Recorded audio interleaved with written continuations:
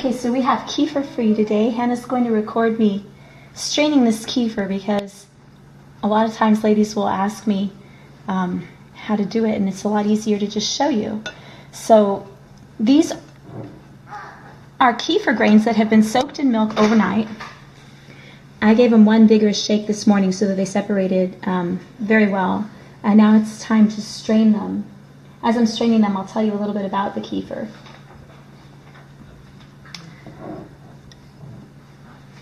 So what kefir is that we drink is an antibacterial, probiotic, cultured milk product.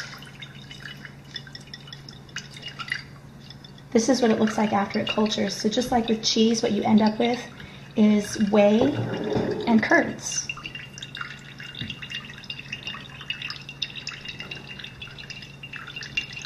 So what I'm doing here is I'm letting the whey fall through my strainer. This is a 7-inch nylon mesh strainer. I really prefer nylon because it's the least reactive to the acidity in the kefir. You don't want to use aluminum because that would pull aluminum right into your finished product. And plastic is okay, but it is a little bit reactive. So I use nylon, and I like the 7-inch because you can put a good amount in it at one time and it fits very well on an 8-cup measuring cup. The spoon that I'm using is silicone, so it's not reactive as well. And you could use wood, you could use plastic, but again, just you don't want to use metal. So the culturing process actually increases the vitamin content in the milk. It increases the vitamin C content substantially, the vitamin A content, and the B vitamins, especially folic acid. So it makes a really good thing to be eating and drinking during pregnancy and breastfeeding. It's definitely a go-to food for me. It also increases the bioavailability of the amino acids in the milk, particularly lysine and methionine, which are really great. And the culturing process also, the cultures feed on the lactose, which is the milk sugar, and convert it into lactic acid. So this is great news for people that are lactose intolerant. All right, so what I'm doing now is pushing the kefir through the strainer. And what I'm going to have left in my strainer are the kefir grains that we will then use to culture another jar of milk.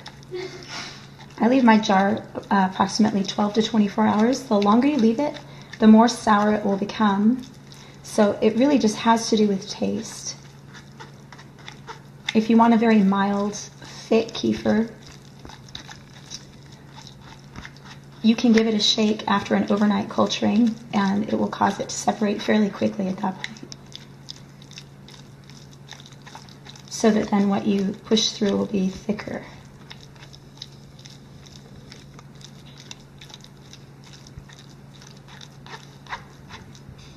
This is really an energizing and yet soothing drink.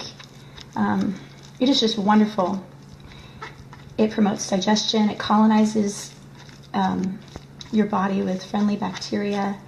So it's a product with many beneficial properties to it. Okay, so this is the end product that we drink, and the kids love it mixed with honey. It's really like yogurt. It's like a slightly thin yogurt, and it's just wonderful. Some people put it in smoothies. You can strain them together. You can see that the whey looks very runny. If you strain them together, you obviously have a much thinner product. We use it strained together for making our pancakes. I like to separate it for the most part because we like to drink it nice and thick. And then the whey we use for several things. One of the things we use the whey for is soaking our oatmeal overnight, and also the grain that we grind for making bread. When you use a little bit of whey to soak your oats or your grain for making bread, it eliminates the phytates that are bound to the grain. Phytates are something that bind to minerals in your body and carry them out, minerals such as zinc. So if you soak your oats or your grain in some whey overnight, it eliminates that and it makes your minerals more bioavailable. So this is the kefir grain. It's antibacterial, so you don't have to rinse it. I would never rinse it with tap water, especially because of what might be in the tap water, but you don't have to rinse these.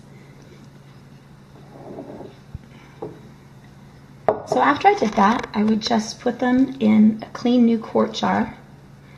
Wide mouth quart jars tend to do better culturing than a narrow mouth.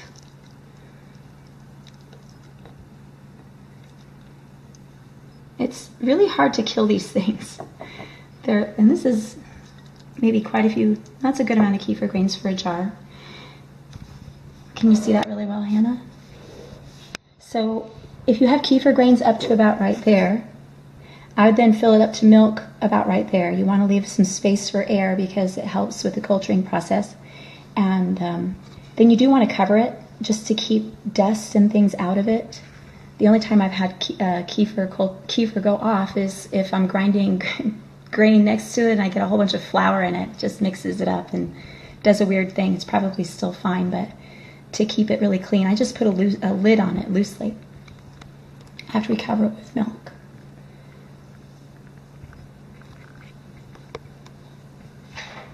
The kefir grains are going to multiply.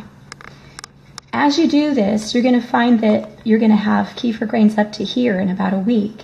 So then you're going to end up just throwing them away. We give them to our chickens who really love them. You can eat them. People ask me if they can eat them, but they don't taste very nice. They just have a really like rubbery kind of consistency. Gabby puts them in her smoothies, I believe. Or you can give them away. It's just wonderful. It completely just replicates and keeps going on and on. There are cultures that have just been handed down for generations and generations in the Caucasus where these originated. Let's see. If you want to look up where these originally came from, there's a website called Cultures for Health. So that's where my original kefir grain came from, and I got one little kefir grain in the mail, and it took quite a while to get it going. This is like hundreds and hundreds in here. So have fun with them and make sure that you don't have them come in contact with metal. If I mail you some, you can know that they've been cultured in raw organic milk and they haven't come in contact with anything that I wouldn't feel comfortable eating. So Hannah and I are going to post some of the recipes that we use our kefir and our whey for. And if anybody is interested in kefir grains, I have a lot. So I have more than this. This is just a few jars. I have several more on my counter. And I can only keep a few going at one time. We have a milk cow, and so we can easily keep 4 jars going at once, but after that I'm just going to begin throwing them away. So again, if anybody's interested, go ahead and message me and just send me your address. I will love to send them to you. Thanks.